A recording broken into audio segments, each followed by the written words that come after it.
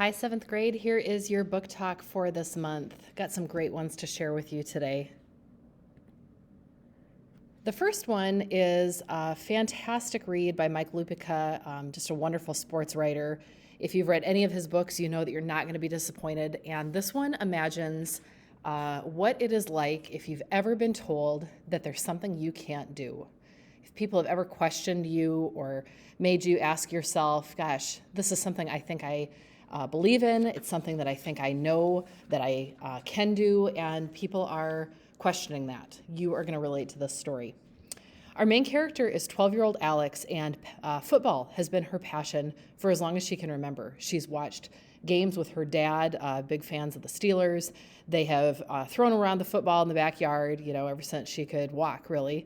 And for Alex, she has dreamt about playing football and has played football, with friends and, just, kind of casually for a very long time. She makes up her mind that she's going to join her middle school's football team and doesn't expect that it's going to be easy because she knows this has not typically been a girl sport. But she does not expect how hard people are going to push back. The guys on her team really just suck the joy right out of this game for Alex right from the get-go. And she knows, however, how incredibly talented she is. She knows that being quarterback is her dream and that she has the talent to do it. And so she recognizes in this book she's going to have to fight for it. People are going to tell her right and left that she can't do it, and she's going to have to push forward. The book is called Triple Threat. It's by Mike Lupica, and you can find it in our sports section. Poisoned by Jennifer Donnelly is the story of Snow White, sort of.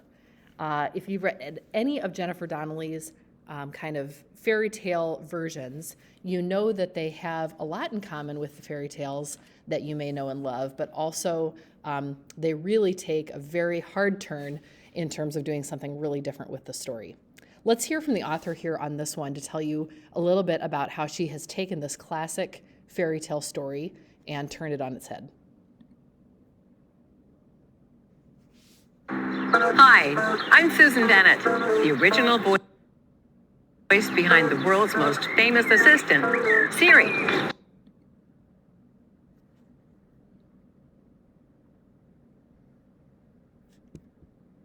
Hi everyone, this is Jennifer Donnelly, the author of Stepsister, and I'm here today with my lockdown buddy Dante to tell you a little bit about my newest book, Poisoned. Poisoned is a retelling of the Snow White fairy tale, and that is a fairy tale I have always loved. It scared me to death when I was a kid.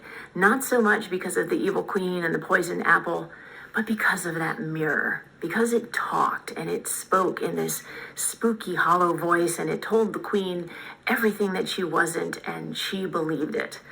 My whole life I've wondered about that voice in the mirror, wondering who it was and what he wants, and I wrote Poisoned really to unmask that voice and to try to silence it a bit. Sophie's an unlikely hero. She's an anxious girl, a misfit, one who's been told over and over again that she's lacking, that she's not enough. She's very soft-hearted and kind, and that makes her a big disappointment to her evil queen stepmother. During the course of the story, Sophie quite literally loses her heart, but on her quest to recover it, she learns that kindness is the greatest strength, and she learns that the things that make us all wrong are sometimes exactly the things that make us perfect.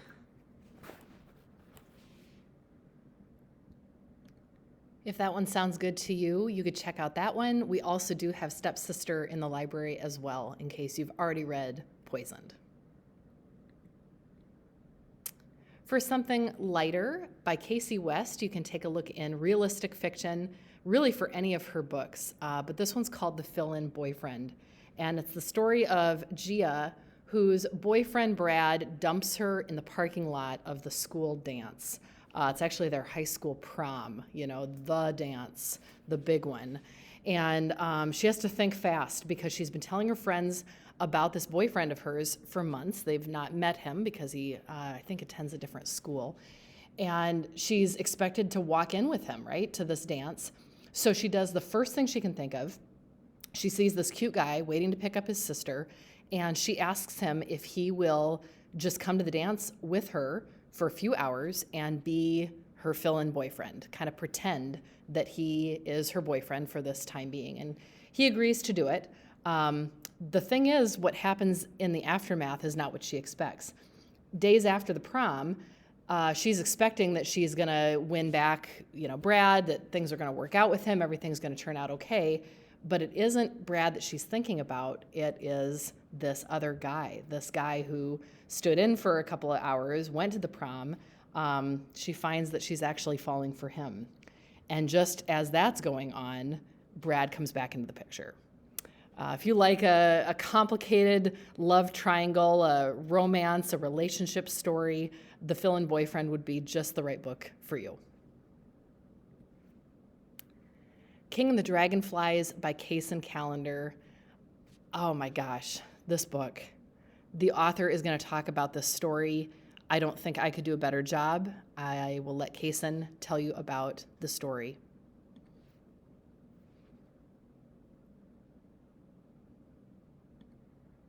Hi everyone, my name is Kaysen Callender, and I'm the author of the upcoming middle grade King and the Dragonflies.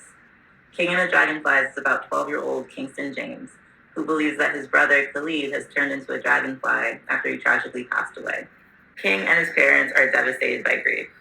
And to make matters worse, before he died, Khalid told King to end his friendship with his best friend, Sandy Sanders, when he overheard Sandy telling King that he's gay. But when Sandy goes missing, sparking a town-wide search, King finds Sandy hiding in his backyard, and the two decide to run away and hide from Sandy's abusive father and build their own private paradise down by the bayou. As the novel progresses, King struggles with his identity as a gay black boy in the South. There's a real fear of having to face both racism and homophobia. King and the Dragonflies is about many things, including questioning identity, transformation through grief, and the resilient love of family and friendship.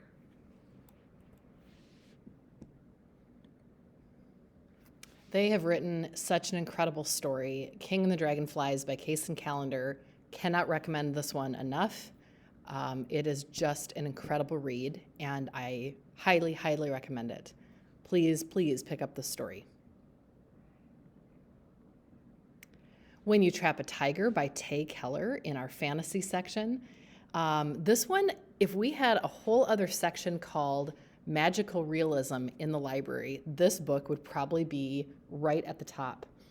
Let me tell you a little bit about the story. Lily and her family move in with her grandmother, who's incredibly sick, basically on her deathbed. And so this is a story of what it is to watch someone kind of slowly slip away. And there's a grief to that. There's a sadness to that. In the midst of it, however, a magical tiger straight out of her grandmother's Korean folktales comes into the picture. And it allows Lily to find out some things about their family history, some secrets. Long ago, her grandmother evidently stole something from the tigers, and now the tigers want that thing back. And this story is sort of adventurous because with the help of her sister and her friend Ricky, Lily has to find the courage to face a tiger and to use her voice in order to get what she needs for her family. The things that happen in the story, there's a lot of real things that happen. It's moving to a new town, it's making new friends, it's dealing with her grandmother who is dying. There's a lot of stuff going on, but it's also the magic of these folk tales and this tiger, the element of this tiger. You're going to be wondering throughout the story what's real and what's imagined. So this idea of magical realism, these two pieces side by side, this story embodies that. And if you like the idea of what pieces are we to think are part of the real life and what pieces are not, this would be such an incredible book to pick up. This one continues to pop up as a book, highly recommended, fantastic reviews. Students who read this book are just loving it. So if you have any interest in picking up this story, please do. I think you're going to really enjoy it. Missing Abby by Lee Weatherly. This is a story that's been around for a while, but I love to share it because I think a lot of us can relate to this question. What if you were the last person to see someone who disappeared? This happens to our main character, whose name is Emma. Emma bumps into someone who she hasn't seen for a long time. She and Abby used to be good friends. They had kind of a falling out, and in fact, I don't remember if it's actually even a fight or if it's just that they sort of grew apart. But she and Abby end up on the same bus. They have a conversation. They talk for a while, and then they go their separate ways, as you often do after a bus ride. And the next day, when Emma comes to school, she starts to hear murmurs from people about how Abby has gone missing. No one has heard from Abby. No one has seen Abby since the day before. No one's heard from her. Her family is wondering where she is. And Emma learns that she was actually the last person to talk to and see Abby. No one else has seen her or spoken to her since. Emma then thinks back to the conversation they had. Were there clues?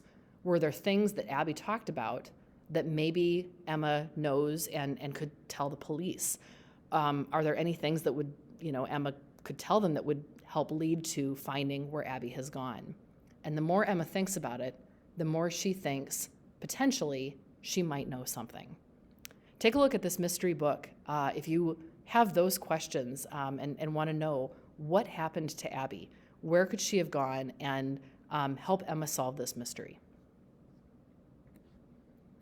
Last but not least, Stones in Water by Donna Jo Napoli in historical fiction. Such a fantastic read for those that love reading about World War II and maybe don't know much about this side of things. Roberto sneaks off to see a movie in his Italian village and has no idea what's in store for him in this movie theater. Before the movie has even gotten, a minute or two in, German soldiers raid the theater. They round up all the boys in the audience, including himself and his best friend Samuel, and pack them onto this train. They find themselves days later in this brutal work camp. There's hardly any food. They are worked to the bone, and Roberto and Samuel are just kids. They're scared to death. They have no idea what's going on, and they don't know when or if they're going to see their families again. No matter what, though, they've decided they are going to stick together because they recognize that with everything going on with World War II, there's a good chance that if they don't stick together, things could really get bad, especially if anyone finds out Samuel's secret. This story, Stones in Water, is going to keep you reading until the very last page. Check it out by Napoli in historical fiction. I hope one of the books I shared today is one that you'll want to add to your reading list. Look back at others that we've talked about this year. Otherwise, stop down to the library anytime for a recommendation or take a look on our library catalog for some new books to check out. Thanks so much for your attention and happy reading.